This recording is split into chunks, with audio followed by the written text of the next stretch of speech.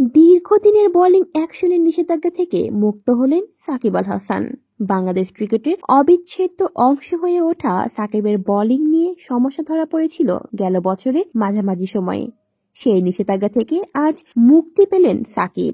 Birmingham এবং চেন্নাইয়ের পরপর দুইবার বোলিং অ্যাকশনের পরীক্ষায় ব্যর্থ হয়েছিলেন সাকিব আল হাসান। স্বাভাবিকভাবেই নেমে আসে নিষেধাজ্ঞা। কাউন্টি ক্রিকেটে শহরের হয়ে খেলার সময় ত্রুটি ধরা পড়ে তার বোলিংয়ে। সেই ত্রুটি সারাতে সাকিব কাজ করেছেন শহরের কোচ গ্যারেথ ব্যাটের সঙ্গে। লম্বা সময় পর তার সুফলও পেয়েছেন সাকিব। তার টি-10 লিগের দল বাংলা টাইগার্স এবং ইংল্যান্ডে থাকা বন্ধু খাদেমুল ইসলাম গণমাধ্যমকে বিষয়টি নিশ্চিত করেছেন। বর্তমানে ইংল্যান্ডে অবস্থান করছেন সাকিব আল হাসান।